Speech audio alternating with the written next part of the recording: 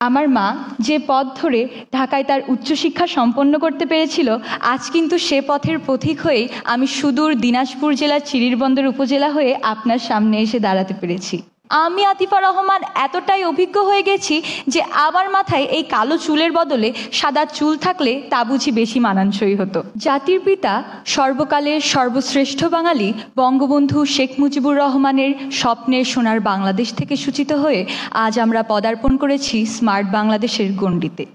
এক্ষেত্রে গণ্ডি শব্দটির যথার্থ সার্থকতা অবনিহিত রয়েছে এর বিশাল বিস্তৃতি প্রকাশের ভঙ্গিমায়, এবং এই সার্থকতার একান্ত কর্তৃত্ব হিসেবে রয়েছি আমরা, অর্থাৎ দেশের তরুণ প্রজন্ম। তাই তো এই তরুণ প্রজন্মের যথার্থ বিকাশে মাননীয় প্রধানমন্ত্রী শেখ হাসিনা বিভিন্ন উদ্যোগের পাশাপাশি গ্রহণ করেছে বঙ্গবন্ধু সৃজনশীল মেধা অন্বেষণ প্রতিযোগিতার মতো উদ্যোগ। আমি আতিফা রহমান, দশম শ্রেণীর একজন অতি সাধারণ শিক্ষার্থী, যার সৃজনশীল মেধা অন্বেষণ প্রতিযোগিতার যাত্রা শুরু হয়েছিল দিনাজপুর জেলার চিরিরবন্দর উপজেলার আমেনা বাকি residential model school and college হতে। আজ অতি বিস্ময়ের সাথে নিজেকে আবিষ্কার করতে পেরেছি লক্ষাধিক শিক্ষার্থীর মধ্য হতে বাছাইকৃত দেশের 15 জন দলভুক্ত সেরা মেধাবীদের মধ্যে। কৃতজ্ঞতা প্রকাশ করছি আমার পরিবার, শিক্ষা প্রতিষ্ঠান এবং আমার সহপাঠীদের প্রতি। এই প্রতিযোগিতার পর হুটহাট করেই মনে হচ্ছে আমি আতিফা রহমান এতটাই অভিজ্ঞ হয়ে গেছি যে আমার মাথায় এই কালো চুলের বদলে সাদা চুল থাকলে তা বুঝি বেশি মানানসই হতো। হ্যাঁ, আমি বলতে চাইছি যে এই প্রতিযোগিতাটি ছিল অভিজ্ঞতা অর্জনের একটি কেন্দ্র।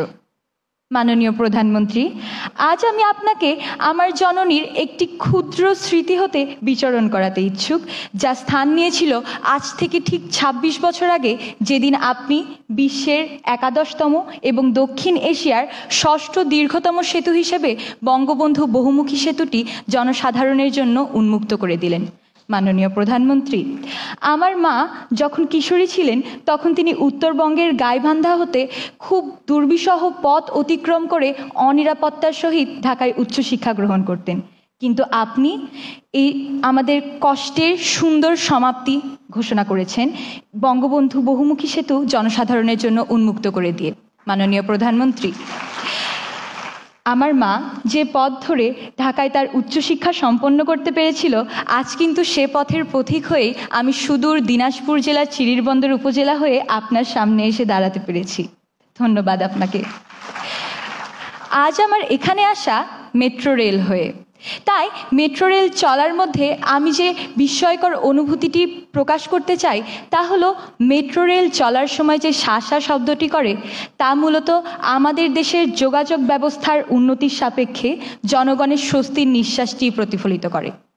মাননীয় প্রধানমন্ত্রী, আপনি আমাদের অনেক কষ্টের সুন্দর সমাপ্তি ঘোষণা করেছেন। ধন্যবাদ আপনাকে।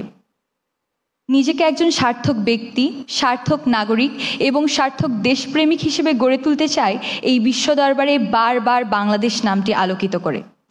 আজ আমি মাননীয় প্রধানমন্ত্রী শেখ হাসিনা সহ সারা বাংলাদেশের সামনে আমাদের তরুণ প্রজন্মের পক্ষ থেকে এই বলে প্রতিজ্ঞাবদ্ধ হলাম যে আমরা নিজেদের বাঙালি জাতির পিতার সার্থক সন্তান হিসেবে গড়ে তুলবই তুলব।